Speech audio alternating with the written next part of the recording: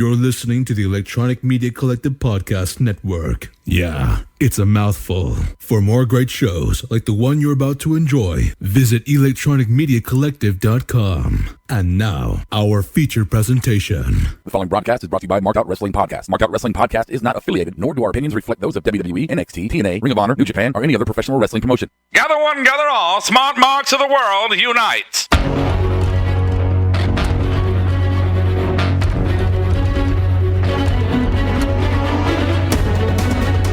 This is Smackdown.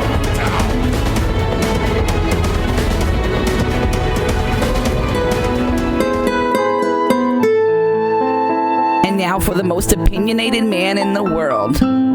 He once accused Stephen Hawking of talking too much. He thinks women's suffrage is a plot by the Chinese. He covered his new daughter's room with soundproofing so she wouldn't disturb him. Either you agree with him or you're wrong. Basically. Oh, it's true. It's damn true. Here is the Jew who leads the crew. I am the Jew that leads the crew, and welcome to Smarkdown. Got a whole bunch of people with me tonight. I'm going to start with our U-Record fan line. Are you not on, Rob? No, why don't you start with turning the video on? Oh, yeah, I could do that, too. Worthless. In any event, on the U-Record fan line is Bob. Welcome, Bob. Are you there, Bob? Is he muted? Bob? Can you hear me in the back? There he is. Hey, Bob. Hey. Do you still have your lady mittens on? Lady mittens. No, Rob made me take them off. I said you can't touch buttons with the fucking gloves on. All right, we got you, Dad. That is Rob joining us, invading once again. Holla. The heavy across from me, Brian. How's it going, buddy? Oh, it's going just fucking dandy. And Kiera joining us tonight, of course. What up, guys? Who's on the board? Well, we got John Estrada, Noah, ATM Paul, Christopher Stykeleather, Juan Rodriguez. We got Perfect 11, and I don't know, that's it. All right. And John Estrada. What's up, man? All right. Let's get housekeeping out of the way so we can start this shit. Housekeeping. Housekeeping. Come back later, please. Housekeeping. Not now. Housekeeping. Go away. I come in anyway. Welcome to Marked Out Wrestling Podcast, and here are your housekeeping notes. Please listen and watch us as we expand our content for you, the Marked Out universe. Monday night, Rawsome. Tuesday night, Smarkdown. Thursday, NXT Takedown. Bob vs. the World. The Weekly Squash. The Power Slam Dance Show with Brian and Golda. Our heavy-handed heavies will discuss and interview indie talent throughout the country, coast to coast. You can join the conversation on Twitter at SmartMarkShow or call the fan line 704-444-0084 during the show, or you can leave a message for our next one. Visit markedoutwrestling.com for all other social media platforms. We are excited to announce that Marked Out Wrestling has now joined the Bubba Radio Army. Visit BubbaArmyRadio.com for listings. Get connected. Get connected. Get connected. Get connected. Oh my God! I said no. Okay, I clean. No, get out of here. I stick finger in your mouth. Housekeeping. Okay. Okay. So last night, Rob says, Brian, that he thinks you're the guy that would be the one to say yes to putting a finger in your mouth, and you were just all in favor of that. I just thought that was very odd. When did that happen? It happened last night. There's a recording of it. No, definitely not. Definitely not. Okay. We're going to get the show started. It happened. Bob, you're going to get us started with Dirt Sheet or Bullsheet. Take it away. All right.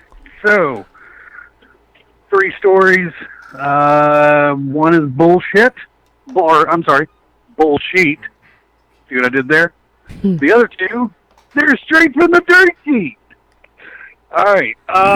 Story number 1. The Rock's YouTube channel hit 2 million subscribers this week. Duh. That's where you can go and see videos of him lifting weights and driving cars and other mundane activities. 2 million viewers.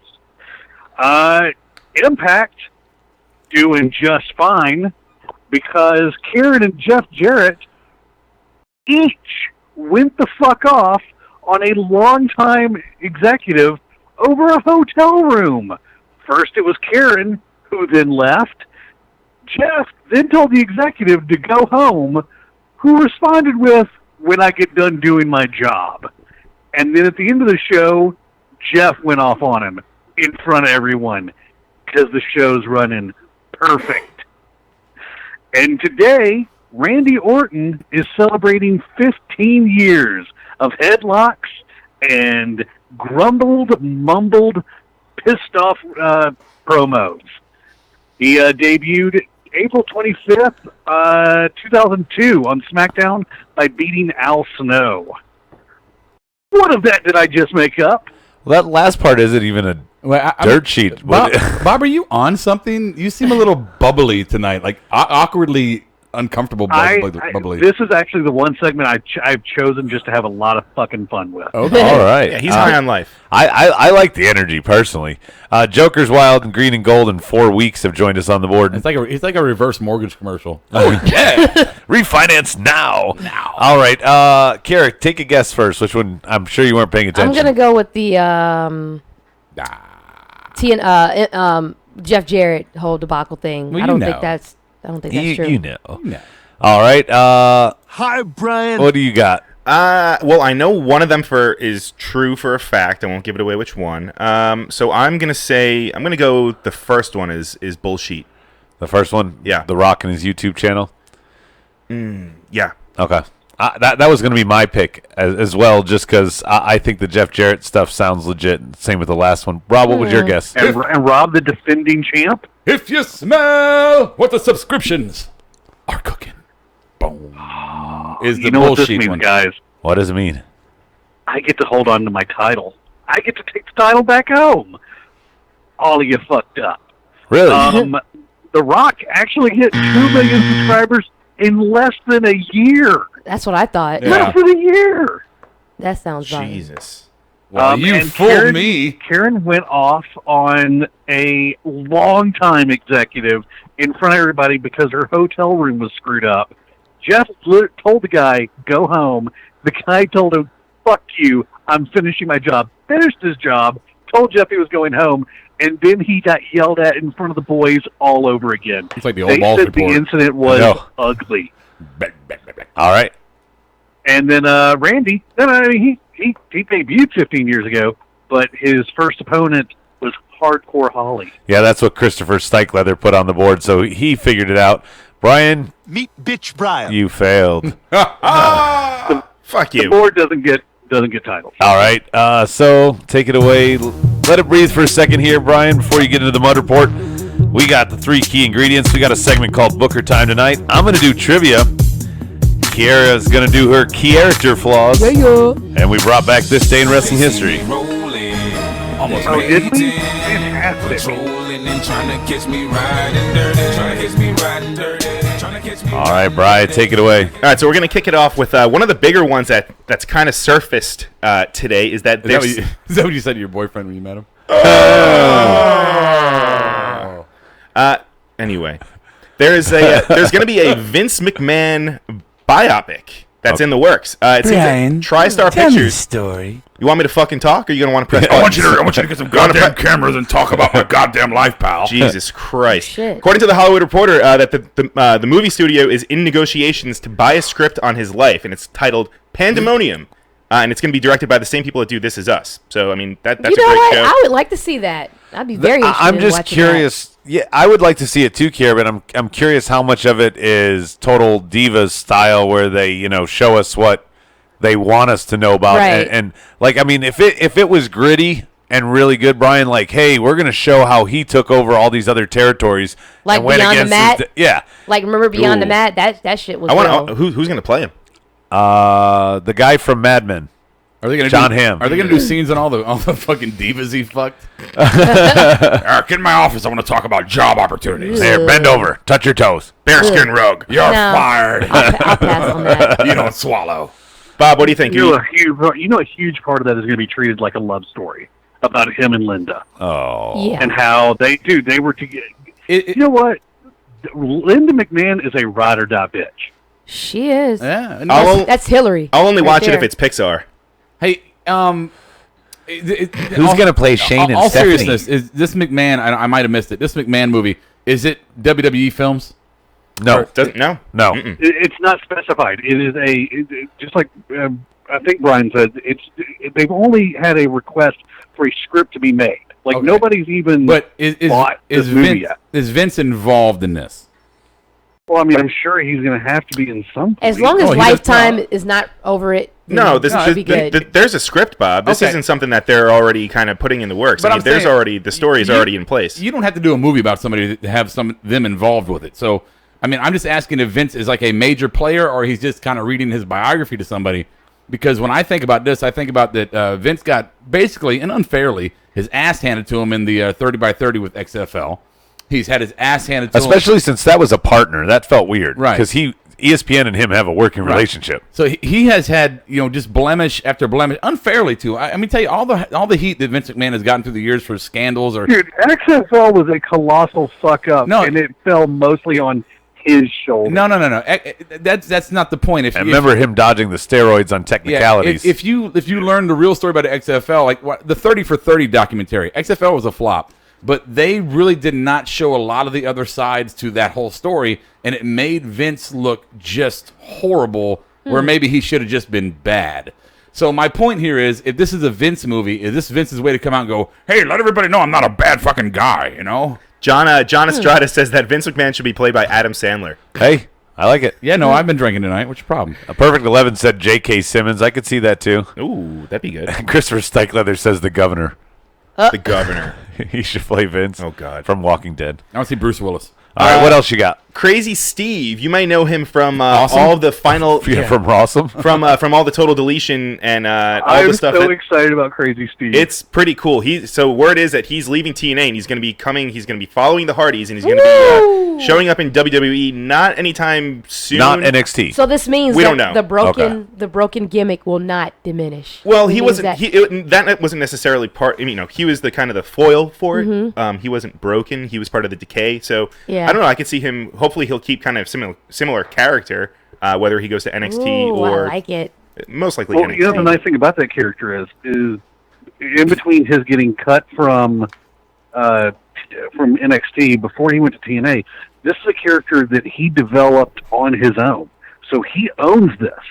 Ooh, that's even better. So he can actually bring Crazy Steve if he wants to. Well, that's all. That could also be a detriment too. I mean, maybe they don't want him to have those rights, and they'll change his name and butcher it. And Vince wants to be the creator of everything, and probably put it in his own movie too. I've been privileged for a good number of years now to be really good friends with Crazy Steve, and I think it's an asset either way it goes. Wrong Steve, Stone Age. Damn it. And then two more quick ones. Adam Cole and Kyle O'Reilly, seem to be on their way to WWE. Now it's not. Adam Cole. That's most likely going to be NXT. Seriously? His contract expires next week, and it seems to believe that he's going to be WWE bound. Are you more excited about him or Candice LeRae? Come on, Candice LeRae. Well, the other thing too, no they said Ring of Honor's not even offered to re-sign him. That's right. Yeah, I mean, it seems like they're letting him walk. Right. So, I mean, where else is he going to go if he's got an offer from WWE? It's either them or New Japan, I would think, right, Brian? I mean, there's nobody else. Well, he's already been there, though. So, I mean, there's no Impact player here. No. That would be a step back. Lastly, I just want to wish. I hope everything's okay, but it's being reported that Ric Flair's fiance Wendy Barlow. I don't know if you remember her, Fifi the maid. His fiance, Fifi the maid. Wait, he's engaged? He's engaged. She was in a pretty bad car accident, so well wishes to her and Rick right now. Yeah, I wish him well, but I'm just curious. Take the sympathy part about it out of it. And what's this, number 6 for Rick? It's got to be. No, I don't know. 15. Bob, you know? 15. 17. Is Bob still with us? Bob? I don't know.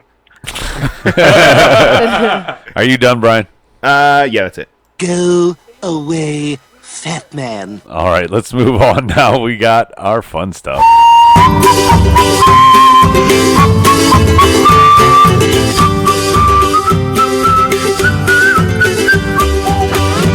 What you need to make a good Smackdown is your 3 key ingredients. All right, so tonight's 3 key ingredients. We got number 1, Mean Girls. Number 2, Tag Team Time Machine. And number 3, the new KO show. definitely. Let's get it started. You never let anything breathe. You just you go from like 7 to 0. I'm not equipped yet. So number 1 is Mean Girls. We've seen this schoolyard bully technique. 3 women faction with a male handler. We gotta love that. And Carmelsworth, Tamina, and Are you really going to call him a handler? Yeah, that's what I'm referring to him. He wishes he was a handler, to be honest, probably. No chin guy. I love it. Can I just say real quick? I was telling Brian, it's the irony of it. Is for years you've seen the women smaller do these valet roles for these big guys, and now here you got all these women who are tiny, and their valet is this little midget guy with no chin. I think it's great. Tamina definitely towers over him. Yes. Oh, yeah. And the other thing, though, is basically... Becky Lynch. Sorry, go ahead, Bob. Becky Lynch called them the new Lynch order tonight on Talking Smack. That's so fitting.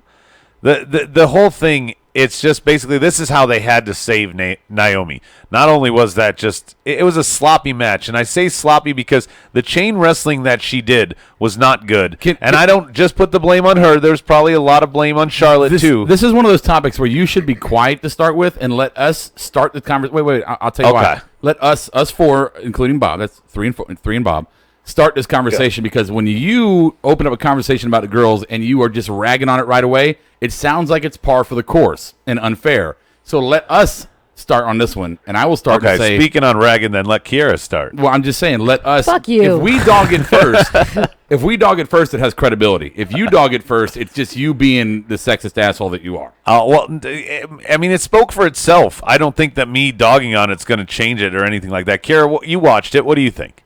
I mean, okay, I kind of agree with you when it came to her chain wrestling. It wasn't the best that I've seen. I guess she was trying to attempt something new because I've never seen her, attempt to chain wrestling that much. But, I mean, I thought the match started out pretty good in the beginning, but then it kind of switched pace towards the middle. It kind of slowed down, and like we were all saying, Naomi looked very winded, and even Charlotte looked like she was moving slowly. So they looked tired. They don't know. looked really tired. Maybe it was I didn't keep time of the match. Maybe it was longer than they're used to. I don't know, but I don't think it was a horrible match. It just kind of switched towards the middle. You want to chime in, Brian? Yeah, no, I mean, you've got in-ring work, experience. It's true. No, I mean, I want to be a fan of that match. I was excited that was the main event, but I mean, me too. I just everything came off really slow, and it was just very like Dean Ambrose pace. Yeah, even slower, brother.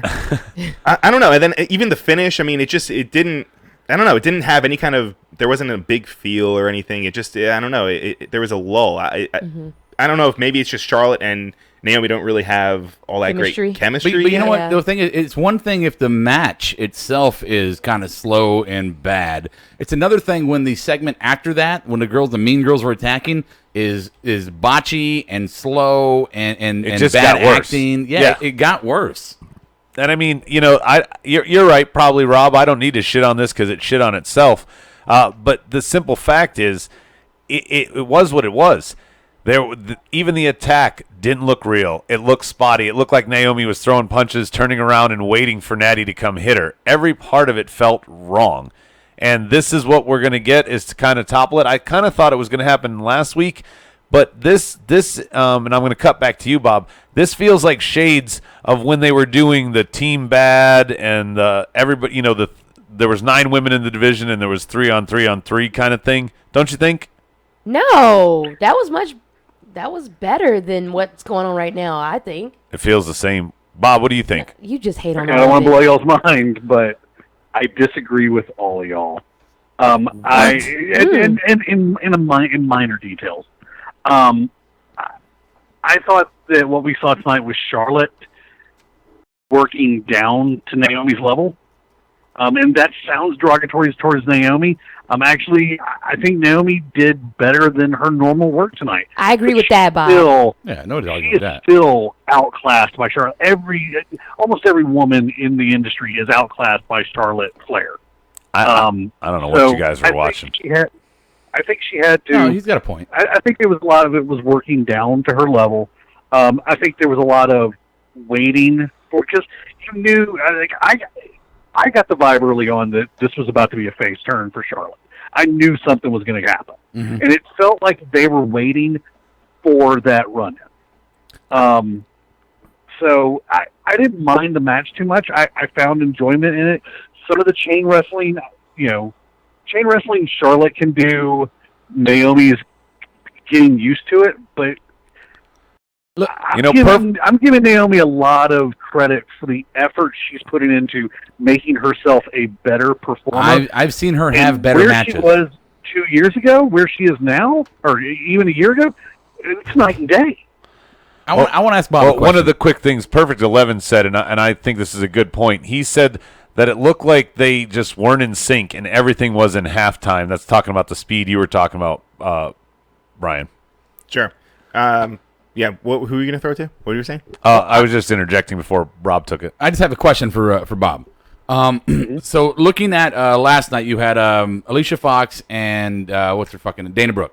And it was whoa, hold on. That was awful. I'm going to get to the question. No, wrestling-wise, it wasn't awful. No, please let me finish here. Huh? Okay. Wait. No, go ahead. There was some good work in the ring, but it was a 3-minute technical working match, and that was it. There was zero story being told, zero emotion in the match, nothing to connect to at all. That's why the crowd was like, what the fuck is going on? It was OJT for Dana Brooke. Okay. And then I see tonight with the Charlotte and fucking Naomi match, and I felt the same way. Like, there was not much of a story. It was just kind of spot, move, all ring work, and I'm wondering this. If the girls are so determined to prove that they can wrestle like the men, right?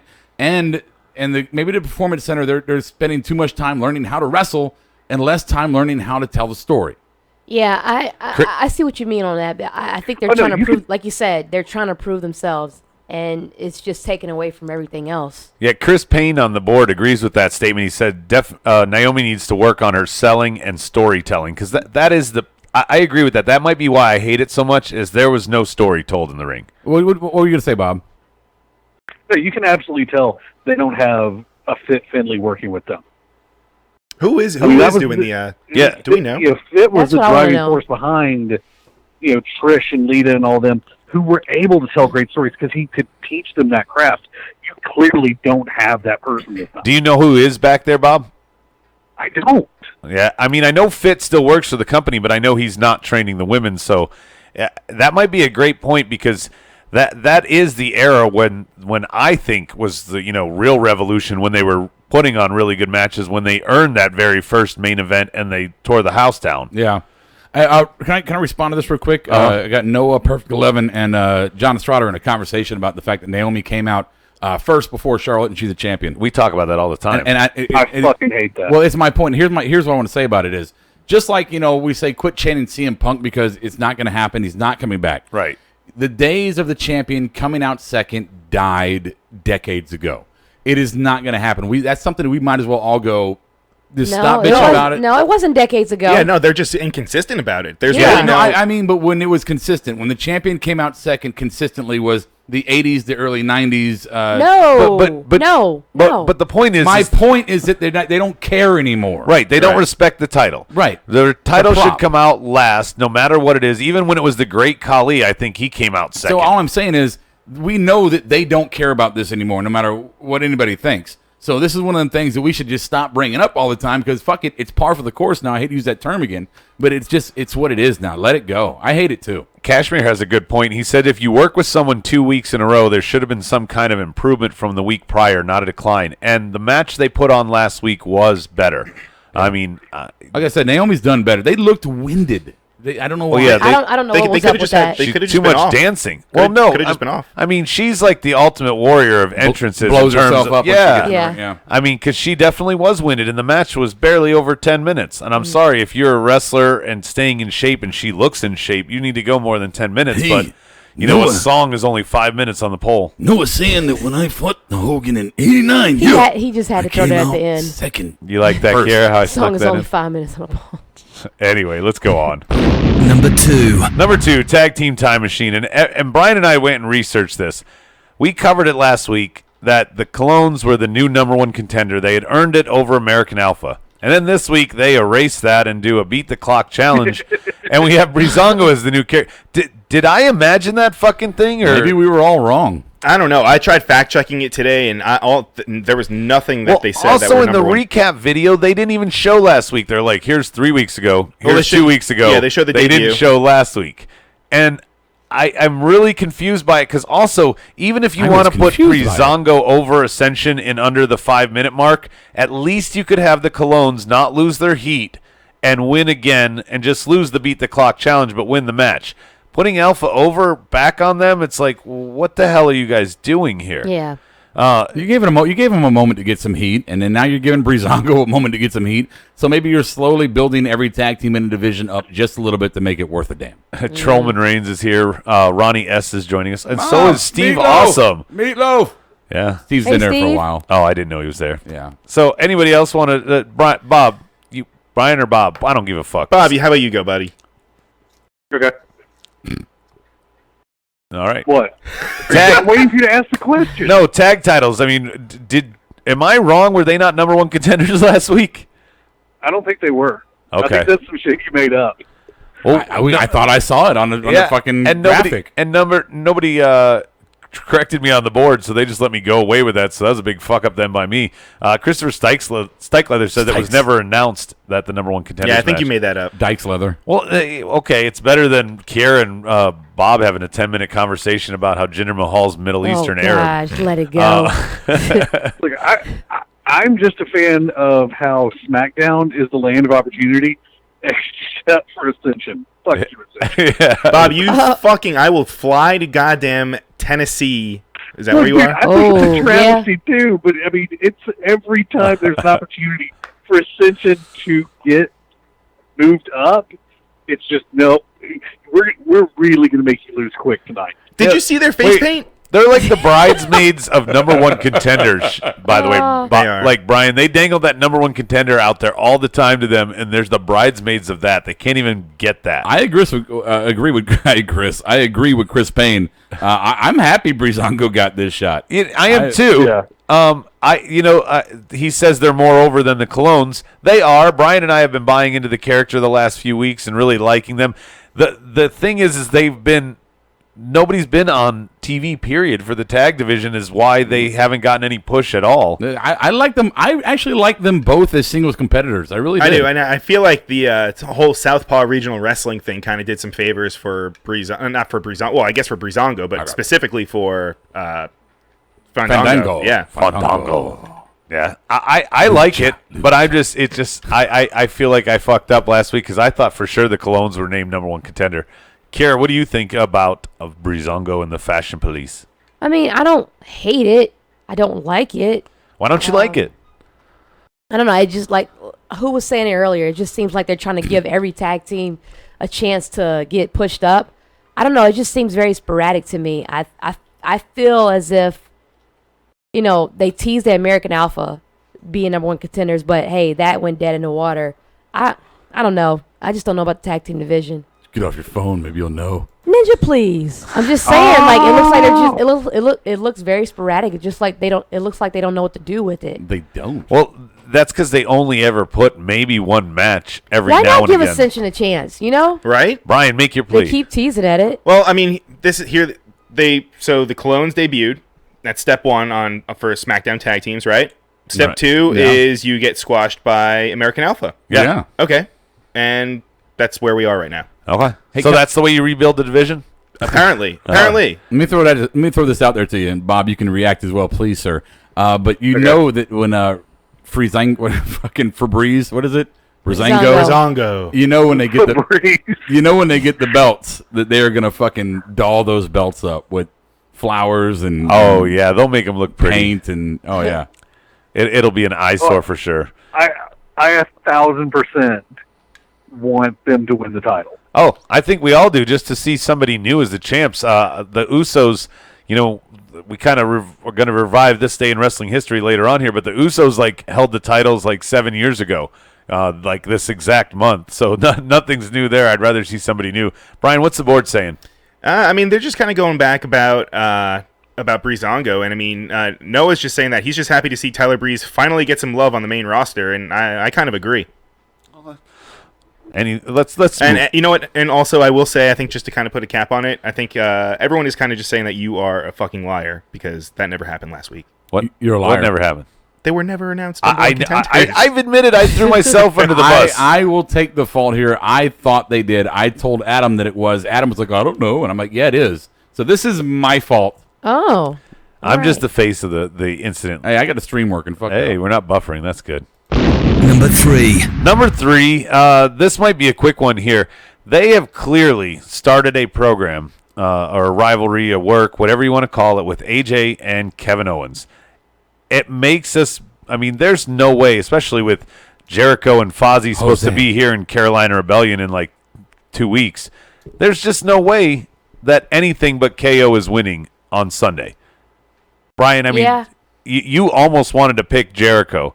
Actually, you did pick Jericho. My picks were a little suspect, but that was just because you were just rattling them off, and I didn't have it in front of me, and I wasn't able to kind of just, really get into that. Well, now get into it. Zen mind. Get into it. Right here.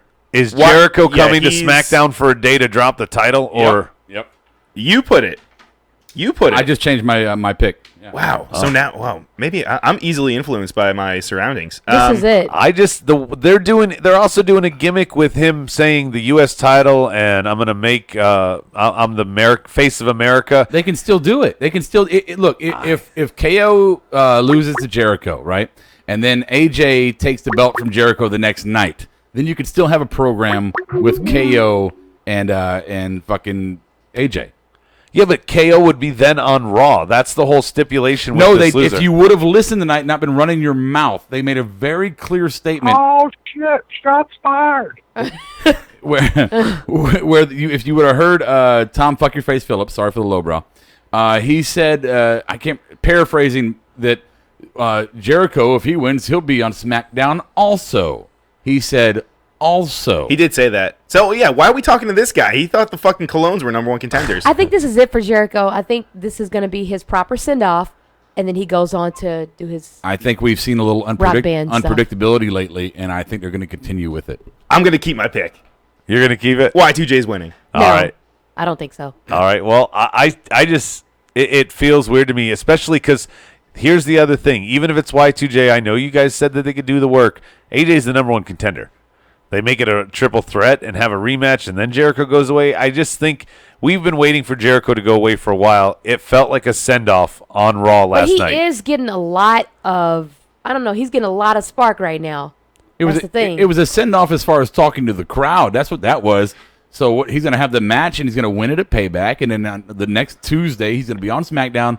He's going to fight AJ Styles in a match or KO for a rematch. And he's going to lose the belt. He's going to disappear. And then you got KO and AJ as a program no matter who has the belt.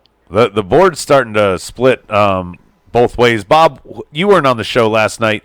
Who would you pick in this one? It's KO, blatantly. Yeah. I mean, it's not even, like, this entire, like, I feel bad for Rossum because their pay-per-view is shaping up to be a dog turd. I agree.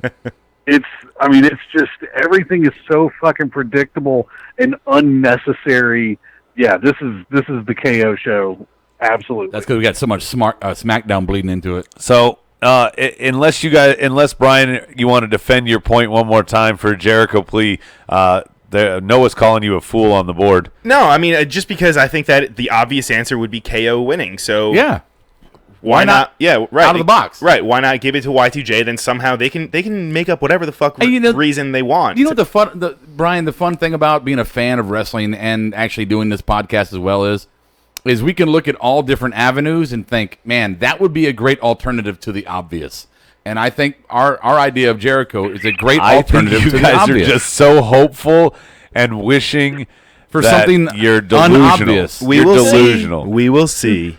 You're That's delusional. a great option to the obvious. That's a great line. Thank you. Yeah. All right. Let's move on. We got a new subject we're going to kind of try to touch tonight. The kind of thing is called Booker Time, and it's basically where we're going to talk about a booking and the benefits it can possibly have, especially to both sides. In this case, the House of Horrors. Is there a benefit to either wrestler specifically because, again, similar to our last topic, Jinder is clearly going after Randy. If Randy drops the belt, number one, SmackDown has no title. Number two, Jinder Mahal is the number one contender of nothing because Bray is clearly staying on Raw. If you look on the WWE website, it's no longer listed as a title match. The House of Horrors is not a title match anymore. Nope, not a title match. I thought it never was. Well, then Bray is going to win.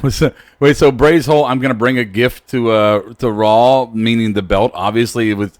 So basically, it's one of them storylines where like we're going to go title for title. No, well, not really. Well, actually, I think they proved my point, Rob. Here is that for Bray, he didn't even defend the title. He lost it to Randy. For him to lose again, he's already got no heat behind him as he's going to the new show. Even though he stood tall at the end of Raw. Maybe if they take the title out, now he can, basically say, hey, I won something. Because Randy buries him twice in a row. Brian, there's no coming back, right? I don't think so, but now everyone's kind of saying that now it may be a title match. No, Ronnie's disagreeing. Ronnie's like, nope, it's not. The board is arguing. Well, see, they're just as confused as me. Yeah, I mean, either way, I really don't know what to expect from this just because we've never seen it before. We know that they do the pre-taped segments are, I don't know, they're very hit or miss. Mm-hmm. There's been some really good ones, and there's been some just god-awful bad ones. Well, part of the reason they're bad is because he can't back him up, and that way if he loses to Randy, it's another, you're not going to survive this House of Horrors, a match I created, but I'm going to lose.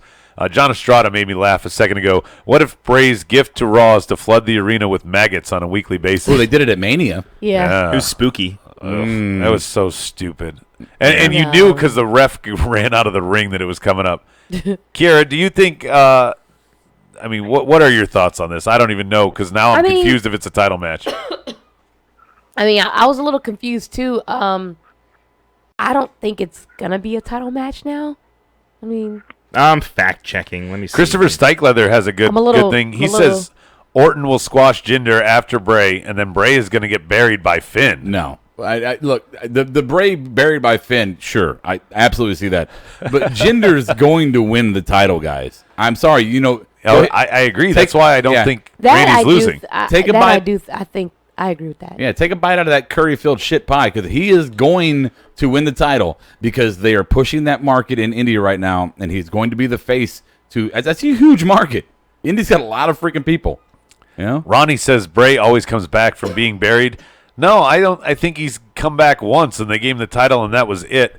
John Estrada, if this is true, I love it. He says, I read somewhere that even WWE has no idea what the House of Horrors match is supposed to be. I think it was just a name just to, boost ratings or boost, I think it's delightful. They literally had a poll out saying, they were asking the public, what do you want the match to be?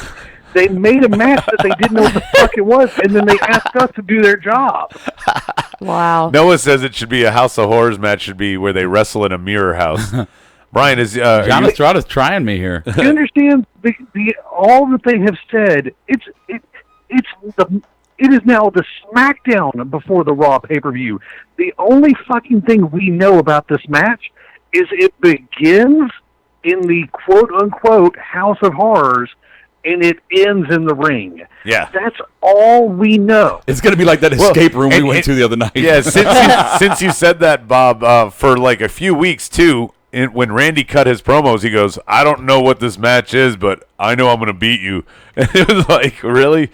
Brian, fact check. What you got? Not a title match. Not a title match.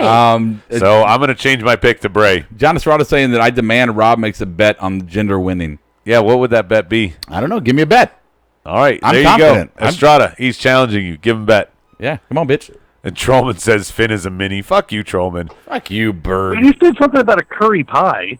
He did say, Trollman did say Bray Wyatt's character will be a joke by the end of the year. I think it's already on the way there. Chris Payne says that Rusev wants a title match at Money in the Bank, which we saw on the show. And then he also said that that's in June. Right. Yeah, but him and Jinder have beef, right? Well, exactly. Oh! And he said, I think Jinder will eventually get the U.S. title match. See that? Who was that? Chris Payne. Get the U.S. title or the big belt? Jinder can't even say it, by the way. He has said, just putting this out there, he has said that he's going to win the WWE Championship, the WWE World Championship, the World WWE Championship, the World Heavyweight Championship, the World Heavyweight WWE title. I mean, he's come up with every fucking combo you could think of.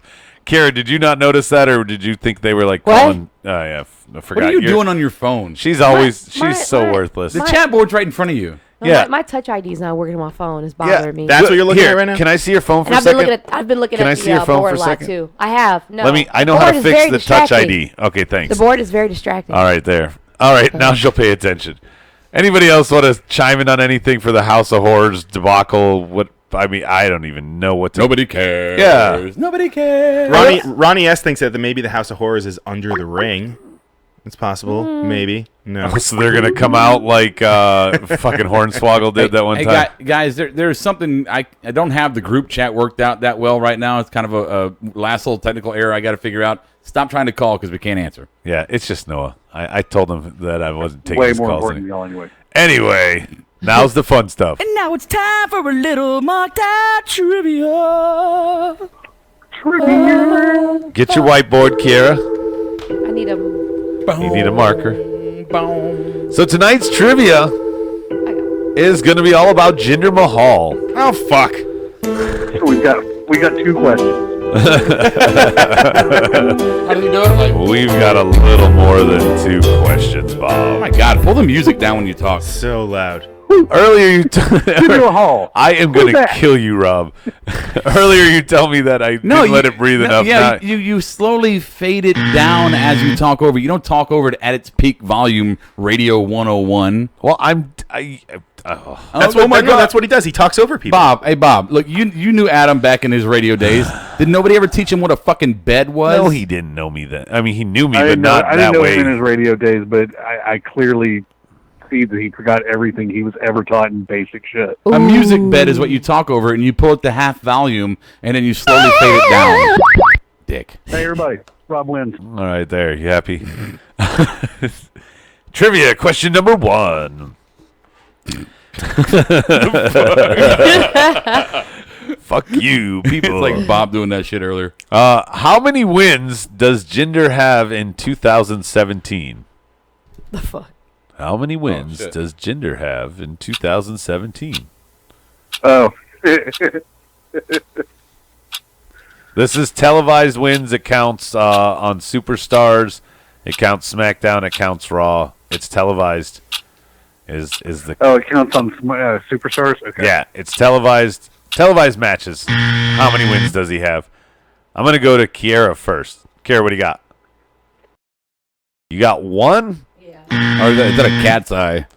Brian? I mean, he won 1 last week. Fuck. That is also wrong, Brian. What do you got, Rob? 3. What do you got, Bob? I have 5. Jinder Mahal has won 7 times this year. He beat fucking I got kids. Yeah. Well, no, he won a handicap 2-on-1 match with Rusev. He won that 6-pack challenge last week. He won an 8-man tag when he was part of the Rusev thing. He beat Sin Cara, and I thought you were talking about single shit. And he beat somebody 3 times out of that 7 wins. Someone lost 3 times in singles to him. That's question number 2. Who is that someone? Oh my God! Wow. They've lost 3 times to Jinder Mahal on this TV? year. Yes. They're telling me Superstars is not televised anymore, but yes, I thought Superstars was, so I'm counting that. Here, can I have the phone charger? Not counting house shows. Yeah. You're so horrible. God damn it! All right, Brian, we're gonna go to you first. Finn Balor. That's not even close. He's just a Superstars whooping Finn's ass. What do you got there, Kiera? I have Heath Slater. Bob? Kurt Hawkins. Rob? Sheamus. Oh. He was so positive. Cashmere's got it on the board. I was. It was Curtis Axel. Oh, Curtis Axel. Poor Curtis. All right. Star Maker. I know Superstars and the other shows were televised back then. So question number 3.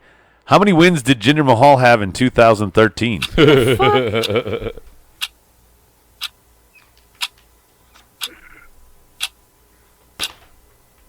Steve, awesome.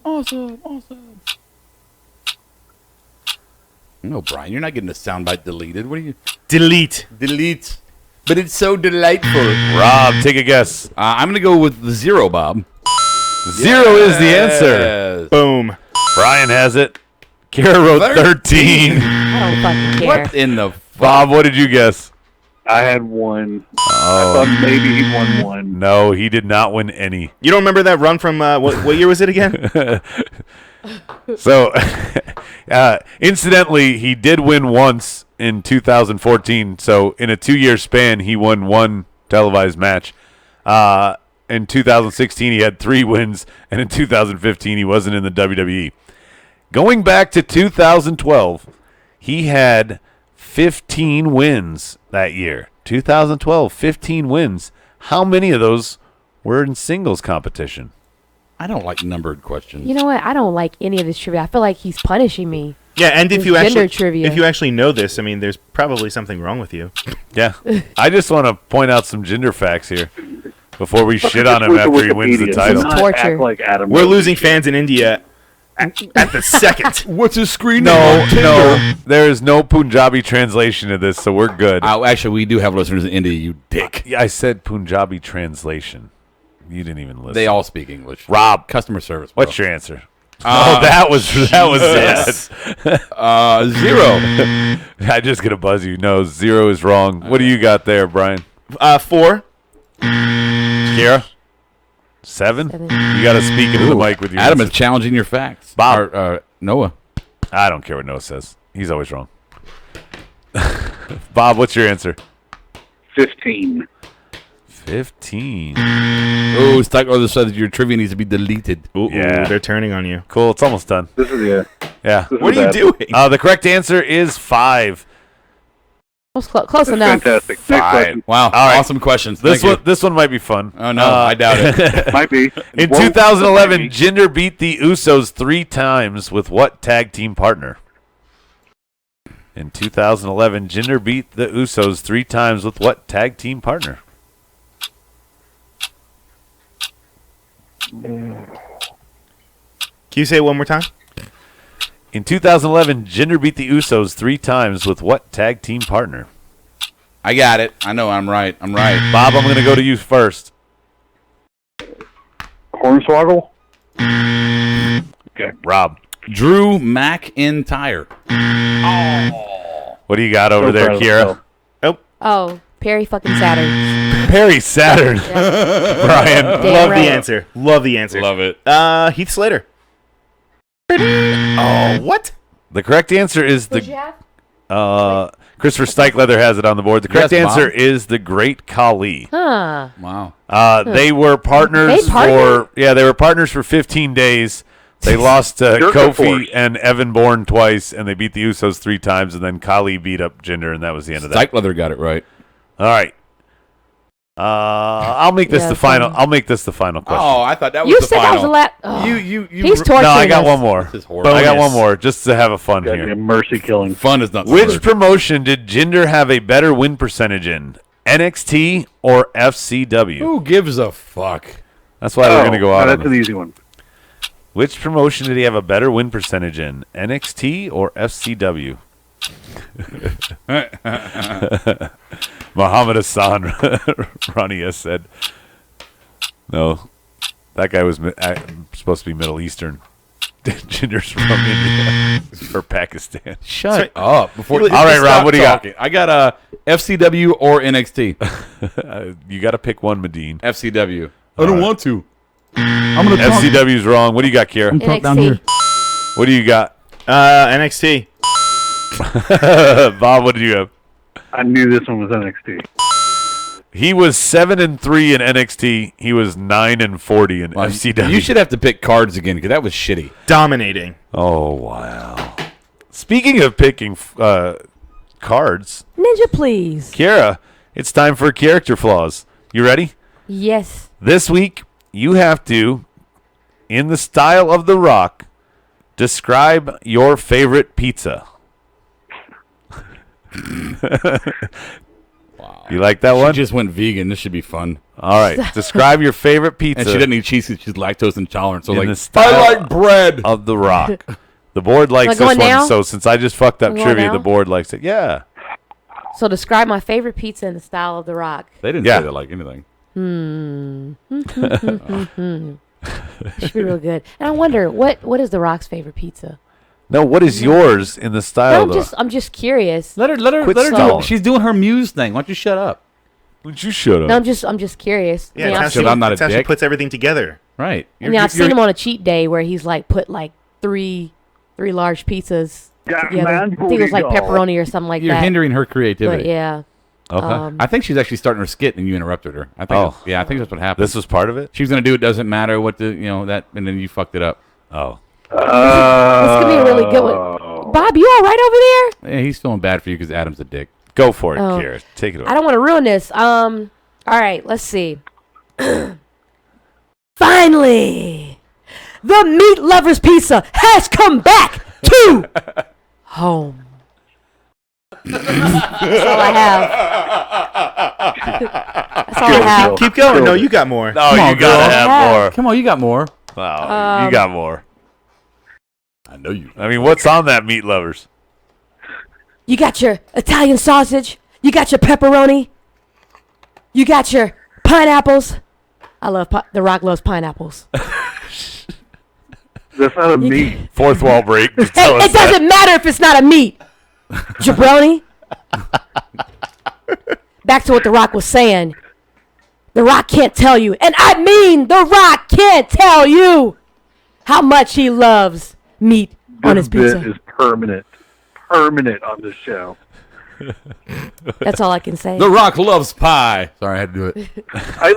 Can we just make it to where she's doing the Rock impression for different things every week?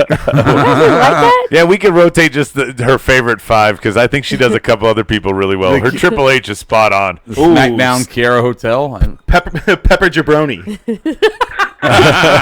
Steve Austin, very nice.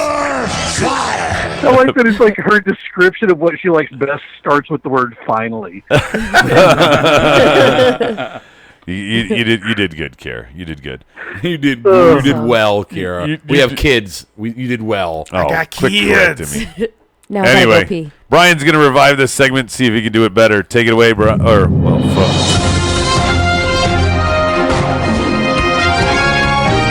This day in wrestling history. Pull the bed down so we can talk over it. He had it. No, he didn't. My hand was right there, Dick.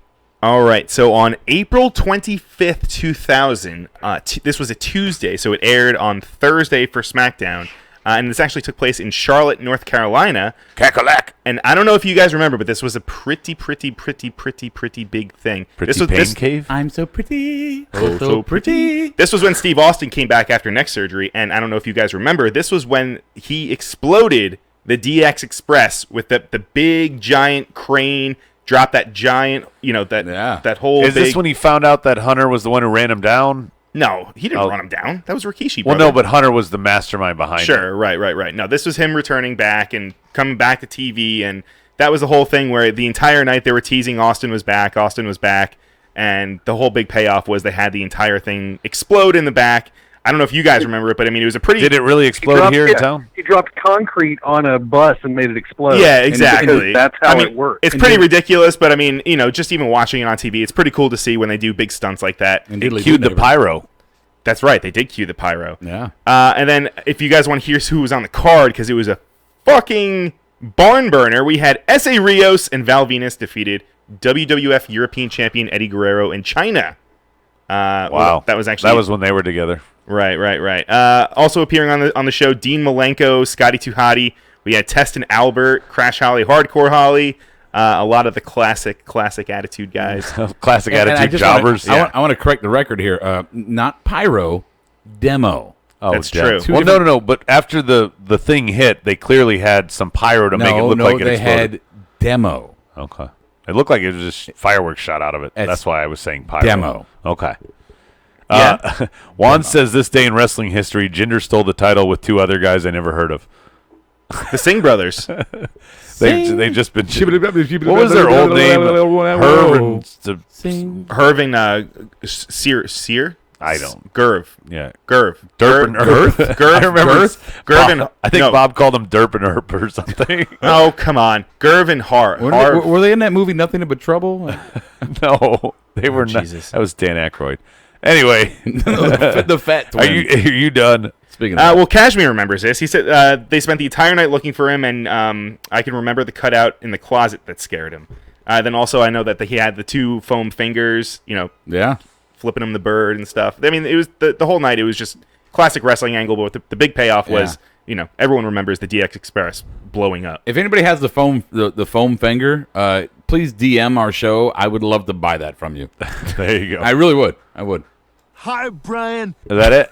That's it. All right. Meet Bitch Brian. Let's go on.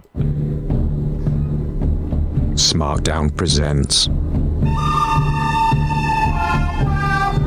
Good,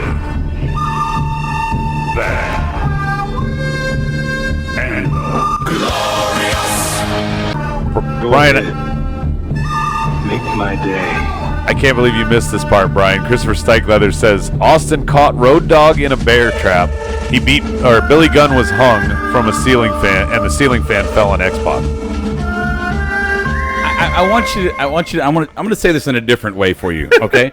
Tomorrow when I sit... I like it better when you're not here. Let him talk. I want to say this to you. This is a learning lesson right here.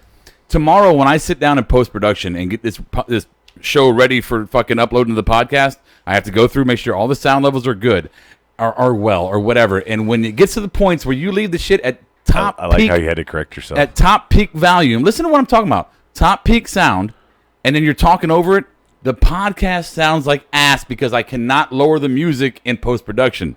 So you need to pull it down when people like Brian say funny stuff. Hey, everybody. I mean, like Rossum's just pissed off because SmackDown's a better show. Oh, wow. There you go. I'm sorry, Bob. I would think that you being a radio professional would agree with me. Look, you chip us down however best you can, but, I'm sorry your show is not that good. Yeah. Well, you know what? I'm sorry. Blocka. I'm sorry. Shots fired. Sorry, the thousands of dollars I put into the studio. Fuck you. I'll be here anytime I fucking want to. It's good Salty. to block bad things out. I'm fucking with you. Oh, look how mad he gets. Oh, he's you should. Yeah, I'm not mad. Yeah. He's got his alcohol. No, he's got his alcohol in front of him. I think he's fine. Oh, the buzzkill last night on the buffering ruined the government. In a coffee mug. It ruined it last night for him. Let's get it started with the good, and we're going to start with Kira because that impersonation was great tonight. Awesome sauce. Hey, Kira, somebody said they want to hear you say The Rock loves pizza poontang pie. The Rock loves pizza poontang pie. And Trollman Reigns says he loves Bob. Bob's laughing. What do you got, Kira? What do you got for good? I have for good. I was going to go with the main event, but it's because I was anticipating it'll be great. But actually, good for me is going to be Nakamura and Dolph Ziggler's segment. It was good for me. Yeah? All right. I'll give you something for it. Brian, what's your good? I had Baron Corbin. The guy, every week I keep saying, I feel like I say his name a lot, and this night he proved it again. Yeah. Bob, what do you got for good? Baron Corbin. Same reasons. Everybody's on Baron. I mean, he's getting better, and he beat the piss out of Sami Zayn on Talking Smack tonight. Oh, he attacked him? Beat the piss out of him. Good. I don't mind that, but they kind of did it when Baron first got elevated, so I hate that the superstar shakeup so far on the, on the SmackDown side of things is not really new rivalries so much outside of Jinder. What are you saying, Brian, over there? Do you want to go to the board? No, not yet. Okay. Rob, what do you got? I got Nakamura saying that Ziggler is a jackass. Yeah, I put Nakamura specifically, not Dolph, just Nakamura. There you go. What's the board say over there? Good for Christopher Stikelether had Breezango winning. Hell yeah. Yeah, I think we can all agree I with agree that. with that, yeah. John Estrada, good. Kiara and her rock impression. All right. So, very nice job. And let's see. Chris Payne Forza. Baron Corbin, he's the man. Yeah, and do you want to read Noah's? Or I no? do. Yeah, you know what? We love Noah. Shinsuke versus Ziggler being a future pay-per-view match. Those two are going to tear the house down, and Dolph is going to have one of the best matches of his career. Which I agree, but I just feel like I don't buy this character of Dolph Ziggler as this heel. I don't know. It looked like it was forced tonight. He's garbage as a face. He's garbage as a heel. Perfect 11 said Kevin Owens on commentary for his good, which he was better than he was last week. I didn't like him on commentary. Yep. And Cashmere said, Charlotte, we didn't get the Charlotte that we were used to, but she's still much better than her peers. Again, I got to agree there. Yeah, that's true. Let's go on to the bad, and I'm going to kick the bad off on this one because my bad was Dolph. The exact opposite of Nakamura being my good. Dolph talking about Nakamura and comparing him to Michael Jackson and the fucking he toured the world with his brothers and sisters and name dropping all of them and monkey with bubbles and he slept in a hyper. Like, what the fuck, Dolph? Whoever gave him that assignment, that was terrible. What do you got over there, Kiara? What's your bad? My bad would what's that? Every time you kick that, you ruin the show, Kiara. I didn't touch anything. And you made Rob all pissy. I didn't move my foot at all. Anyway, my go bad is gonna be. I'm sorry. I'm very sorry, Naomi. I love you to pieces, but that match tonight was not your best. So you gave her the bad. I'm actually gonna give it to both women because it was equal part. So not feeling the glow. Yeah, women's title match. I can't believe, but I like it, Kiara. Giving the bad to the women. Brian, what do you got? I agree with Kiara. For me, I just wrote the entire main event. Mm-hmm. I'm not saying that the women individually aren't talented. I just thought tonight it just came off poorly. Everybody agrees with me. Bob, what's your bad? The entire opening segment. I thought Shinsuke overacted at times, and I know that's part of the Japanese style of over-exaggeration, but it doesn't play to the U.S. crowd. Dolph was the drizzling shits tonight. I agree. Whoever gave him that, it almost had to be a rib. It was painful and bad. And it went too long. Face, at least I can accept the character of the guy that just can't catch a break. But as a heel, this version of him, as heel Ziggler, does not work. Hey, Bob, to come to Shinsuke's defense, I really think it was more so the crowd than anything else. I thought Shinsuke was... He blatantly overacted. Yeah. I don't know. I didn't see that. I personally didn't see that. I thought the crowd... I thought he was being himself, just like he was on NXT, but the crowd was not in it. That Shinsuke was who Shinsuke was. He was himself. Then again, granted, half of these people that's in the crowd, they're not NXT fans. Half are just main roster, fair weather wrestling fans. Maybe that's the difference. In NXT, it came off as him being quirky and weird, but on SmackDown, it came off as overcompensating for lack of English skills. You got a different audience. You have a different audience in front of him. Do you know why? Because now he's subject to the Vince McMahon goddamn script. You're going to go out there and read this, Chinaman, and then you're going to build me a railway. Yeah, Trollman Reigns on the board said Enzo should manage Nakamura. That would be hilarious. That would be great. Rob, what's yours? My bad is Charlotte specifically. And I say that because yes, really. And I say that because look, I love Naomi too. I think she's a great athlete. Let me get there. She's a great athlete. I just think it's funny I'm the only one who didn't put the women. And she progresses. Naomi progresses every time she gets in the ring. I really do believe that. I am a fan of Naomi, even with her downfalls.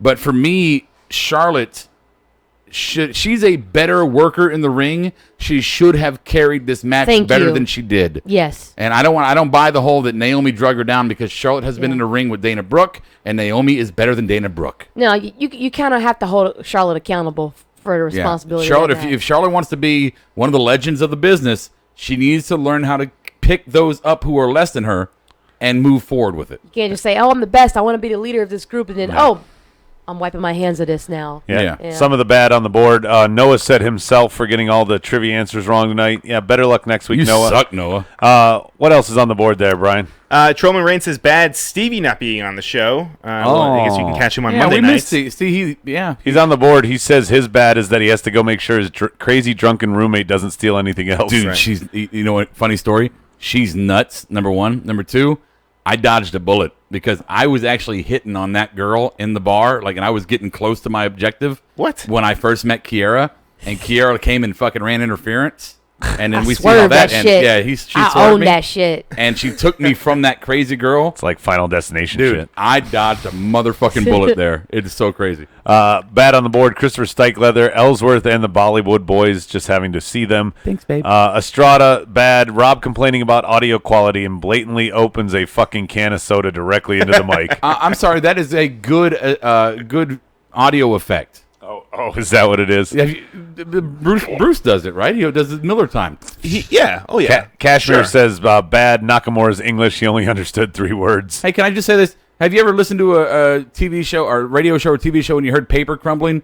That was a direct, deliberate move by the host to cause sound Things effects like into that. the radio. I'm a weirdo. Things like that, paper crumbling, cans opening, it's therapeutic for me. When it's deliberate, it's okay. When it's just you being an asshole sitting there rubbing your beard on the mic, that's not good. Perfect 11, bad. Whoever keeps letting Nakamura speak while wearing a mouth guard. I agree with that. No, I like it. No, and I never had an issue with it. He did it at NXT. he can barely enunciate to begin with. Kira. I know. That's what makes it unique, though. It makes it even worse, Kira. Yeah. I think. I like it. Next week we should find a mouth guard and make her do a promo in the style of Nakamura with a mouth guard in, and see how hard it is. Okay. Do All right. that. All right, so that's your Challenge on. challenge next week. Hitman, his bad. He's finally joining us, not getting off till midnight. Shit, man. He said that he brought up a good point though when he joined in. Jinder stealing the title might have been how they got the title not to be on the line on Sunday. I don't know if that's true or not. That's so dumb. Yeah, it kind of is. So I hope that's not. He the can't case. win it because the Indian guy stole it. Did someone read Chris Payne's comment about Charlotte? No, go for it. Which Charlotte, one? he said Charlotte can't control how Naomi sells.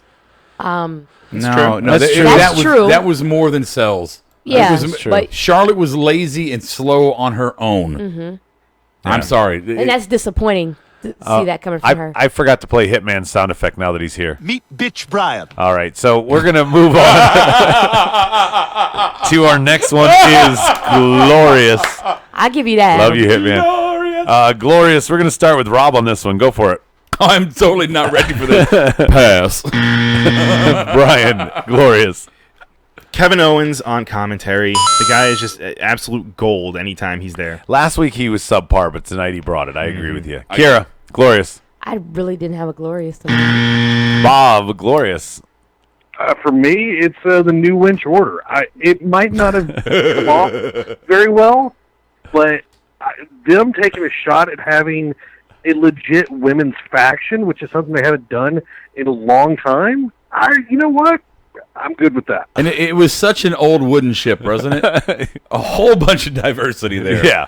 Oh, God. I got my Glorious. All right, what's your Glorious now? KO, during the commentary, specifically during the commentary, KO called out Tom Fuck Your Face Phillips. You don't want to wait for line of the night? And he was... Oh, about the commentary? Yeah, that's on your production sheet. I don't have a production fucking sheet. Sorry. I'm a stowaway. Save it. Save it. Glorious is... I love you, Bob. All right. So, my Glorious, Breezango.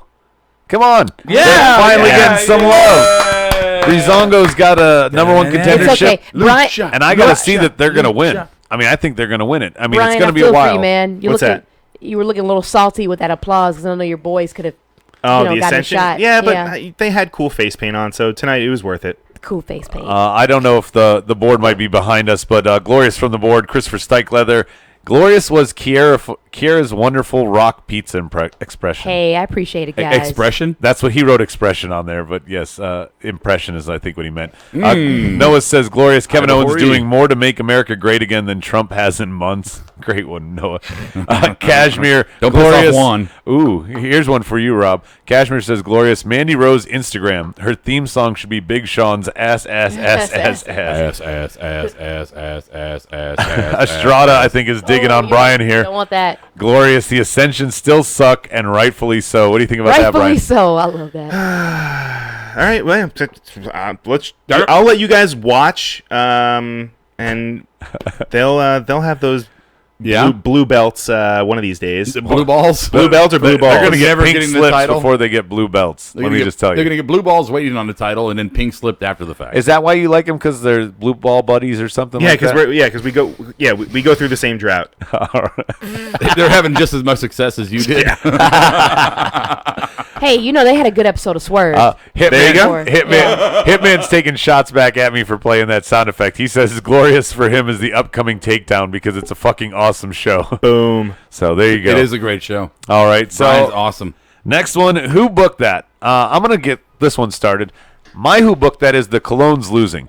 Why put them over 2 weeks in a row and pretty much since their debut over on SmackDown to then have them job out tonight? Even if they win and don't get the number one contender, at least they could have been the ones that won in 5 minutes instead of lost.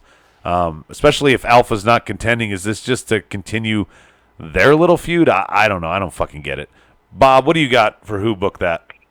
For me, it's JBL not only still trying to be a face on the announce booth, but a heel too. With so many people really pissed off about the bullying thing, he even got to co-host Talking Smack, and I think WWE is really missing the boat in sensitivity on this. First, I don't think he's the face. I mean, obviously, many comments tonight were directed in affiliation with the heel. Number two, I think this is one of those situations where we know JBL. He's a hardcore right ring guy that fucking PC, fuck you PC, and Vince is probably the same way. So this is Vince's way of going, hey JBL, goddammit, pal, go on there and fucking SmackDown and you do what you do, and I'm just gonna fucking deal with it. Yeah. Chris Payne says something, and I want to read it because I completely fucking forgot. He says he doesn't think Breezango will win as much as he wants him to. He says Usos will be champ until New Day takes the title. I forgot New Day was on our fucking show because they haven't debuted in anything but a video package. Adam, don't you dare be sour. Oh, I miss them. Don't you dare. I miss them too. Actually. Power of positivity, man. Kiera, who booked that for you? I'm gonna go with the new winch order shit. First of all, I think that Natalya needs to be deleted far away from SmackDown. I understand that she's a veteran and that she's a great in-ring worker and they want to give her spotlight finally, but she's not a great in-ring worker. Yes, she is. Yes, she was briefly. Well, she was portrayed for so long. But my point is, I don't think she's doing anything to boost the storyline in the women's division. I mean, her voice is annoying to me. She's been holding it back. I agree with you. Yeah, her voice is like straight up annoying to me, and I just the script that they have for her, I don't like it. This is lowbrow, Kiera, but I told Brian earlier that Natalya, every time she does her like ending of the scene pose face with that smile, it's like if somebody had to take a really bad shit and they just smiled so nobody would know they were trying to take a shit. Like you knew they had to take a shit. Yeah. What do you got, Bob? What's your who booked that? I said JBL. Oh, yeah. Sorry. Ryan, you were the one who didn't go. So mine was Nakamura and the Dolph Ziggler promo. And I feel like that promo was written... It seemed like that promo was written for Nakamura to be wearing the red leather jacket because he was comparing him to Michael Jackson. Yeah. But he wasn't wearing it, so I feel like it didn't hit. I don't know if that was the reason why it just felt off. I don't know why he picked Michael Jackson. Is anybody else? That was so weird to me. Well, he does kind of make Bobby the Roode moves like him, but that, I mean... Bobby Roode But if he had the red jacket yeah, and like the black pants, fine. But he was wearing a weird red T-shirt. It wasn't even... It didn't even look Dolph like... is lazy. He looked at NXT tape. Yeah. Right. Wow. I don't know. I mean... Who booked that from it was way too much and it was Can I do weirding mine? me out. It was just... Yeah. Rob, what do you got? So I had the Nakamura to Ziggler. I had another one. But I also had Rowan versus Orton. Yeah. Why? It was a bad match. You could have found somebody to make Orton stronger, or just left him off the card completely, or put him in a tag team match. But him versus, or just have him get attacked by Jinder. Rowan needs to go away and get repackaged. All that post-match stuff could have happened without the match. You said Rowan needs to go and get repackaged. I think they're trying to give him his spotlight now, but he had like a spotlight. He was over at Survivor Series. He's a monster that constantly gets pinned. I don't think he's ever won a match. No, he had no. Remember, he was huge at Survivor Series. I think 16, right? Yeah. He was over as fuck with the crowd. He was getting over in matches. He was having a great run, and he got hurt. Now he's come back, and nobody cares. And it's because the Wyatt gimmick has been so demolished that the Rowan sideshow gimmick. Harper wasn't even on tonight. Yeah. Who booked that for the board? Noah's going to admit something here. The Charlotte's makeup artist. He says, even I have to admit that spray tan looked terrible. Who booked that? John Estrada. He says, where was Becky Lynch in that brawl? She was still in the back. Christopher Stikelether, Becky not coming down during the beatdown. Who booked that? Perfect 11. No sight or mention of Ty Dillinger. He was probably busy with Peyton Royce. Hitman says, having two bitch Brians, clearly you can only have one Brian. Brian. And Brian has been around longer. Cashmere, who booked that? The entire show. It seemed like the same show from last week. It kind of did. I mean, I think the big one is the Dillinger. Where the hell? Yeah, that was my other one. Where the fuck is Ty Dillinger at? Yeah. One of the biggest draws for a crowd. See, this biggest is pops of the night. This is the thing I've been talking about for forever with the main roster. They don't know how to balance with all the talent. I bet you if Tyler Breeze would have actually got some good over matches, I bet he would be fucking hot to trot right now with the crowd. It took them, 2 weeks But to finally get that. Who's he involved with? exactly. Well, no, I'm saying exactly. then get him involved with somebody. They've given him no works, no programs. Right. They're like, you're on house show rotation. But I'm saying it's not his fault. I'm just saying Look would at be how smart. long it took Nakamura to finally get his. I mean, he came out with his debut. I'm perfect. Tonight's Nakamura thing with fucking what's his name, Ziggler. It was so annoying to me because you had his first appearance, he came into the ring and said nothing. His second appearance, he had with like Dolph, they had a little exchange, said nothing. And now once again for the third time, you get the same shit you've already gotten. Give us a match already. Give us something actually physical. All I'm saying, they've got to come correct with these guys. These guys that were freaking just like Ty the and top Nakamura. tiers in NXT, they've got to do it right for them. Well, let's hope they do. But Kevin Dunn sucks. They're clearly putting AJ as a face because they're not ready to put Nakamura and Ty in that role, I guess, or even give them an opportunity. Our next one is who got the rub. I'm going to kick it off. Brian and Bob, you had you're good for Baron Corbin. I have that one here because he lost the match, but he put on a good showing again in a loss with a better wrestler, AJ, who should win. I agree with that, but he got a rub just by being in that match and putting on a good performance. Brian, what's yours? Eric Rowan. I think that, for him to have that, he did so bad it exposed him, Brian. But I think no. All right, so let me change my answer. Okay. To Eric Rowan. I'm going to keep it to Eric Rowan. There you go, Brian. Stand up for yourself. There you go. Hey, he was almost in the main event, kind of. Hot garbage. Not really. Hot garbage. Who got the rub? He was in a buffer match. I'm gonna go with. I know you don't understand the question, so just. Oh give us yeah, something. I'm about to screw it up. You got it. No, you got it. Who got pushed to the next level, babe? Who got rubbed? I would say Dolph, actually. No, that's fair. I know. That's fair. It's a good one. Yeah. Yeah. I mean, you want my reason why? No, Nakamura is a bigger star than Dolph. Exactly, and Estrada agrees with you on the board, Kira. He says Dolph for being the person they decided to pair Nakamura with. Yeah. This is big for him. Bob, what's your who got the rub? I think Corbin is beyond getting the rub. I think Corbin is his own guy now. I'm actually going to agree with Brian.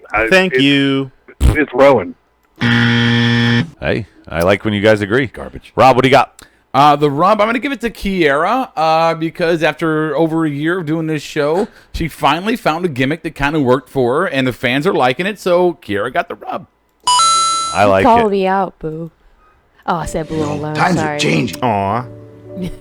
Ladies can do stuff now. It doesn't matter who you are. You're going to have to learn how to deal with that. All right, Brian, No, I what's the who got the rub from the board? Noah says, let's see. Oh, I'm sorry. Christopher Stikelether, who got the rub? Breezango. I think that we can all agree with that. Yeah. John Estrada, who got the rub? Dolph Ziggler for being the person they decided to pair Nakamura with. That's what I just said. Yep.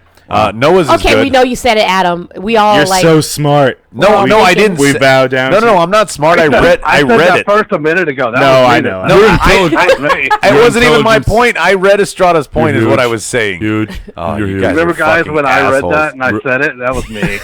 China. Ronnie says Ellsworth got the rub for sure. Noah says Ellsworth got the rub because he's got two chicks and a tranny in his stable. Perfect 11. We're all going to pretend Jinder Mahal didn't steal the WWE Championship and ride off in a limo. No, we're not pretending. Did he call Tamina a tranny? Is that what he said? Yeah, basically. I think she was. I think Tamina's a very she's put some lbs on in her absence, but Tamina's a She's very never beautiful. been petite, really. I would so. hit that. Apparently, All right, babe. That's Hitman too wants to much. give Rob the rub. He says because he fixed the stream issues and for being a loving husband. Aw, boo. All right. Now I'll say if I'm not, then I lose my kid. So all right, it's yeah. So Chris Payne also agrees with Perfect 11. He said Jinder.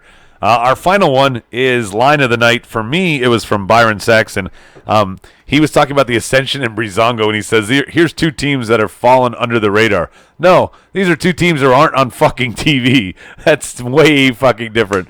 Brian, line of the night. Mine was when Connor cut that awesome promo against Randy Orton and said that he was going to be the third member in the House of Horrors match. What? I don't remember that. I do. You don't remember that? It was Did awesome. you black out for a minute? No, I think you did. He actually cried at my shoulder when it happened. All right. Fear tears. Bob, what was your line of the night? Just to point this out, JBL actually said what Adam said. That he corrected, was like, no, they haven't even been on the radar. But for me, the line of the night was on Talking Smack. JBL's asking about the fuzzy selfie sticks. He goes, do you get those on eBay? And Tyler Breeze completely broke character for a second. He goes, no, they're custom. Like, just said it completely straight. Just like, no, those are custom. All right. Rob, so I have one and an honorable. And my one is when KO looked at Tom Phillips and was like, you know what you should worry about? You not sucking at commentary. Or, I'm paraphrasing there, but it was a good fucking line there. And there was a couple moments where they kind of alluded to him, the fuck your face moment. But my actual line of the night is the WWE Network's commercial for Table for Three with Shawn, AJ, and Kevin Nash. Made it interesting. Where they made it like, oh, yeah, I totally put that out there to make people think we were going to have a match. And we were excited about it. Then we watched it, and we were like 5 minutes in going, this is boring as fuck. So boring. I liked it. Of course you did. Of course you did. Yeah. I've actually watched that one a I couple didn't times. mind it. I told the guys that too. I didn't mind it, really. There was so many more interesting things that they could talk about. You gotta remember. You gotta understand. It's just like us sitting at a table, just bullshit. Two members of the clique and AJ fucking Styles, and that's what they talked about. That they were too old to come back for a return match. Are you serious? Well, they also talked about the use of what the Too Sweet and all the iconography from. Oh well, fucking. I'm sorry. Yeah. I missed all that excitement. I want to hear about fucking. I want to hear some deep dirt. Yeah, those Table for Threes are fucking letdowns. That's not what Table for Three is about. Well, then it sucks. John Estrada says line of the night. Kira saying Meat Lovers Pizza has finally come back. Let's see what else we got. Ronnie says line of the night. I think this is sarcasm, but he says 205 Live is the most exciting hour of television. Estrada has another line of the night. Talking Smack. Renee Young said now our next guest, and JBL said Jamie Noble. Jamie Noble, baby. What the fuck? Jamie Noble, baby. Line of the night for Hitman. As much as I hated it, Adam being on point with the sound effect when introing me. Yeah, you loved it. You know you did. You gotta get a Stike Leather. Brian. Yeah. Fuck off. Stike Leather. Y'all guys are awesome. Come see me at the Carowinds line of the night was Kiera. Thanks. Thank you. Carowinds line of the night. No, he's saying, oh my God, you are so bad at reading. There was well, there's no punctuation. Yeah, there was no punctuation. You should. Okay, come see me at Carowinds. You're a stadium announcer. You suck. Fuck you. I appreciate the love, Christopher. Speaking of which, I'm going to segue to that since Christopher Stike Leather says come see him at Carowinds. That's not what he said. That's not what he said at all. Yeah, it is. That is exactly what he fucking said. He did say that. He was saying that was Kiera's line of the night. No, and then there should be a punctuation. Yeah. Line of the night was Look Kiera. at it. Did you say Carowinds line in the Rock thing? No. Christopher Stike Leather, please correct on the board so that Rob will know that he's fucking wrong. Is he here in Charlotte? He lives in Charlotte? No, I don't think Carowinds? he is. Then he's coming referring to visit. He's going to be at Carowinds, I think is what he's saying. Oh. I'm not fucking with you, Marks. Anyway, 5/13, that is the day, 5/13. Okay. If we can get 32 more subscribers, it won't just be me, but I am going through a table on 5/13. We have booked the event. We have everybody in the Markdown universe can attend. We're gonna put post-production together and put it on YouTube, but we're gonna stream it probably on Facebook Live. Yeah, we're gonna stream it Facebook Live. Oh yeah, and stuff like that. Kiera will be holding the camera because Steve, Rob, and Brian are gonna shield powerbomb style me through the table. I thought about something. Oh, did you? So we talked about you wanted to get a one of those wrestling mats from your high school that you coach at. to put down on the floor so you wouldn't bump your head. But it's a diaper party. You're going to get tons of diapers. We could just put a bunch of diapers on the floor, and when we throw you through the table, your head hits a bunch of diapers. Yeah, that way you can fuck up some very badly needed diapers. Yeah. Or you can wear a dirty diaper from me on your head as a protective shield. You wear a diaper?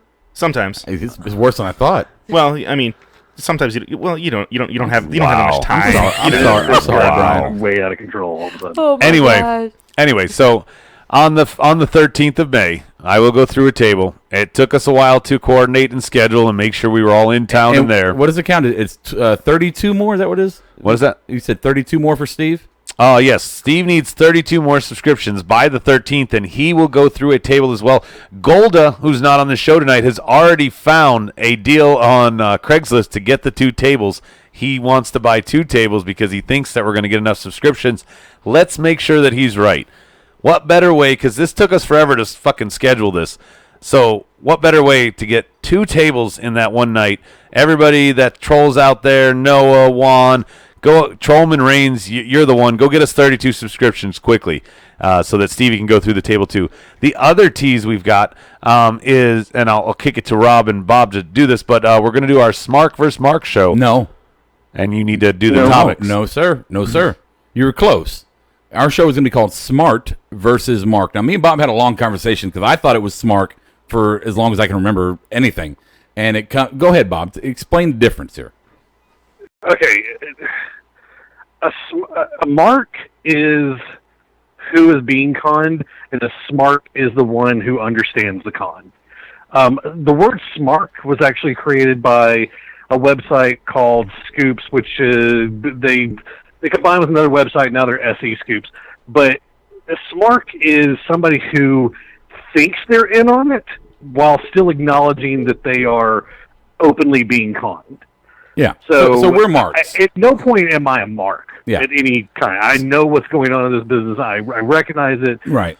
Okay. So I'm the smart. So the point here is that me and Bob are going to have we've been working on this concept of me and him having a debate show for a long time. Mm-hmm. So Bob the smart, me the admittingly Mark. We're going to do a 3-topic show where we debate a certain topic with a moderator, maybe Golda or Brian, because Adam, you talk too fucking much. So what we want is out there. I would see the flaw in all your points. Yeah, we want the marked out universe, and this is our passive listeners as well, to pick the topics that we will debate over. That's what we want. Yeah, we actually want y'all to participate in this. Yeah. And keep in mind, I want to chime in here for a second. That, of course you do. You guys have argued over Roman forever, but there was a few arguments that weren't Roman ones that were even better, like Big Boss Man and Roddy Piper. So you guys can come up with those topics and send them into them, and they're oil and water. No matter what the fuck you send in, they're going to fight about it, I'm sure. Yeah, so it'll be a fun show, and we'll have a moderator so we don't get too crazy with it. But again, we want you guys to help us with our new show. Kiara should moderate. Okay, I'll do it. No, because if she doesn't have my back, then she's on the fucking couch. So. Oh yeah, that's definitely conflict of interest. Sorry. Yeah. Can't do that. Yeah, no. Who's on their back? If I don't have it Me back. most of the time. It's her preference. Hey. That way she can see the Rock poster. She looks in the mirror and makes rock eyebrows the whole time. She's trying to smell what the Rock's cooking. Her meat lovers pizza. She smells it. All right, so those are our teases. Board, get ready. Start typing yours in. This is our last call. Rob, guest invasion here. You come to me first. Really? Yeah, come to me again. You are total Medine tonight. Pass. All right, I'm going to go to Kiara. Last call. Okay, so check this out. We have check it out. We have Nakamura. We have Ty Dillinger. Me personally, in my opinion, 2 of the biggest names on SmackDown live roster. No shade or no offense to AJ. I love AJ to death. All I want is for creative to get this right for these 2 brilliant stars. Brilliant. That's all I want. Just please give me that wish for this season. Wish upon a star. That's all I want. Other than that, take Natalya out of the fucking women's division. Hot garbage? Yeah. I mean, it's just, I'm sorry. Like, I know she's been there for a while. She's the quote-unquote veteran of the women's division, but there's no need for her. I mean, it's time for these women to move it up. And, they already lost Alexa. Charlotte's there now. Let's just let's get it going. Other than that, that's pretty much all I have. I'm curious to see how this feud with Dolph and Nakamura is going to be. And I'm curious to see if they're going to have Dolph win over. Oh, God. Or if Nakamura can afford it. If Nakamura loses to Dolph, you are on the fucking couch. No, I don't want that. I don't want that. I don't want it either, baby. I don't want it either. The thing is, it would be very interesting to see. Like, if the feud is so good enough to where Dolph is able to lose still, that's all I need. That's all I want. But I don't want Nakamura being crushed like that. Champion. If Nakamura loses, then I put myself on the couch. Okay, you have my word. If he loses in an amazing match that those two can very easily put on, I don't think that's... Dolph's biggest flaw is his ability to speak. His ring work cannot be argued with. Agreed. And I think that Nakamura will bring him up to a completely different level. And I think that Dolph will actually help elevate Nakamura's game. So yeah, but they can't with a promo battle. He's gonna a really well done contest. I don't think there's any shame in that, and I don't think it damages him at all. No, I agree with you, Bob. It's just that Nakamura just got on the scene, the main roster scene. You got to give these fans, this different audience, a chance to see what Nakamura has. So I don't think it's smart. I think we're in line for a series of matches. Dolph is a great starting point for Nakamura on the main roster. I don't deny that. Yeah. But they do not. They should not have Dolph get over on this. No, not right. Not off the bat. No, I definitely agree with that. Rob, you want to do your last call? So I apologize for the stream last night. That was absolutely my fault. I got the new the new high fucking powered internet, whatever. And I didn't do all the bit rates right, and it got fucking whatever. So I apologize for last night. But on the flip side, I do want to ask you guys a couple favors out there. We've been doing this strong now since January 2016. Royal Rumble was our first show. Me, Steve, and Adam did our first show together here on the couch with. Kara was supposed to be there, but the kids ruined it. Right, couple handheld mics. But we've gotten decent now. We're doing pretty well, and we need to go to the next level. So what I need from you guys to do is a series of things. Number one, I need you to, after this video, I need you to like the video on YouTube. I need you to comment on the video on YouTube. Thank you, Daniel Price and Noah and Green and Gold and Stike Leather, who always seem to comment down below. Upload Test has done it a couple times. But please give us comments on the YouTube video. It improves our listing or whatever the hell that happens there. Like the video, whatever. Hate the video, I don't care. Just give us some kind of reaction. And very, very important, Adam.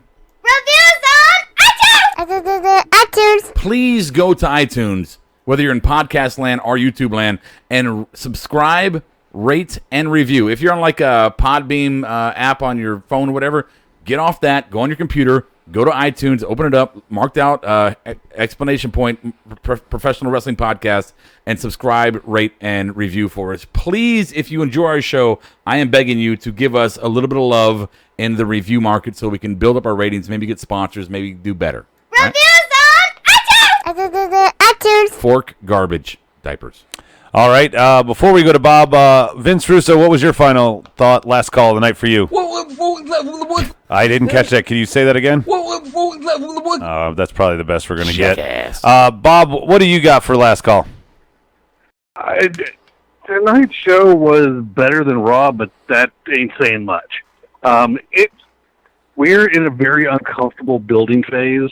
I was the one who, right after the initial shake-up show, was very angry at how bad the draft went for us. Yeah, you thought we sucked it up. I think we've got a long way to go, but I see us going in the right direction, and I'm excited for that. I do, too. Okay. Yeah, I agree with that. I mean, I know you. It's good that you've kind of come around because, I wasn't that excited either. I'm still kind of hesitant because I think they should have done more rivalries. I don't know why Sammy's now back in the KO mix already, but whatever. I think tonight that changed. Like I said, Corbin beat the piss out of Sami Zayn. Yeah, he did. I think that's going to be the new feud. Right, but what I'm saying is when Corbin first got called up, that was the feud. That was his first work. He had a feud with Sami Zayn. So but they brought him in wrong. Right, and so that's what I'm saying. They brought him in wrong, and they did the feud awfully. Are they going to do it better again? I hope so. I don't know. Is that all you got, Bob? I love your profile on that video, though. Yep. Like you're waiting for a Twinkie. Probably is. Fuck you. Gained weight in a weight loss challenge. You He are did. such a dick. Fuck you, Brian. Last call, you and the board. I thought tonight's show was, it was better than Raw. I could say that. But, if I'm being honest, I'm excited for Payback to be done and for these weird kind of leftover WrestleMania feuds that we had going. And now that guys are on separate shows now, with Bray and Jericho, I just kind of want this stuff to kind of finish so that we can kind of move on and have a little bit more clarity. And then also, I just want them to do something with the tag division. Because right now, it's just god awful. A big question mark. Maybe when the New Day comes, they'll save the day. But I don't really see that. I'm just hoping they bring some storylines aside from the belt. That's what I hope New Day does. Yeah, your show lacks fun. Without New Day, it does. Yeah.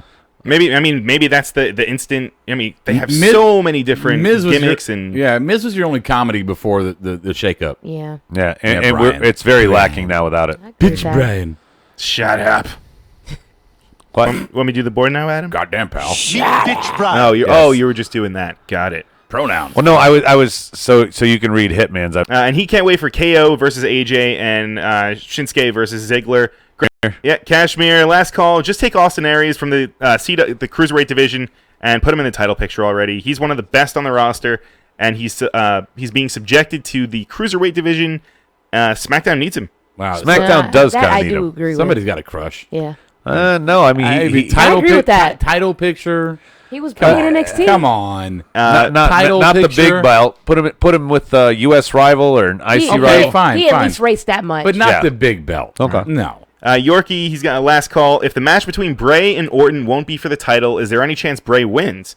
And it becomes a storyline going forward, leading to Jinder to beat Orton for the WWE title. Anytime you have a non-title match, and Bob, I want you to chime in on this. Are we buffering? Anytime you have a non-title match, it's almost always the challenger contender is going to win. Don't you think, Bob? Isn't that the history? I'm sorry, what? All right, never mind. But I really feel that way, Brian. You've seen that enough times. Whenever they have so-and-so versus so-and-so, and they say non-title match, it's because they're going to put the contender over or the challenger over. Right. And that's why Bray is winning. That's not even predictable. That's not even a predictor anymore. I think it is in this case because Bray was in a no-win situation, and now he can win and probably will. I don't think they know what the fuck they're doing with this match. I'm telling you right now, there is not a winner chosen for that match in WWE headquarters. Do you think they even know what they're doing with the match yet? I think they have a rough idea at best. They're probably talking to Matt Hardy and are getting some ideas from him. For someone, I really think this is a fucking all hands on deck. For someone, we painted ourselves in a corner. How the fuck do we get out? For someone that claims to be a smart, that was really dumb. Oh man, I have no idea. In his defense, things change. Yeah, obviously, but not that much. They Right. knew this The Colognes program lost their moving forward. contendership. They've had it's like just like Mania. They have Mania figured out like a month after No. Mania is Okay. over. It's not one to listen to. I'm cherry picking. I'm just saying this is one of those times where a lot of people have said it, and I'm like, okay, that much is saying it. Maybe now you sound Meltzer even. You are going to argue with a goddamn brick wall. The two of you. This is why you need a moderator for when the two of you get. Is this not a fair conversation, Meltzer? Rob wins. Meltzer has been wrong many, many times before. No, you win. I was confused by it. I don't want to just win. I'm not trying to win. I know you don't want to win, but Rob, this time you won. What are you fucking crazy? I don't know what's real right now. I don't know either. Rob won, everybody.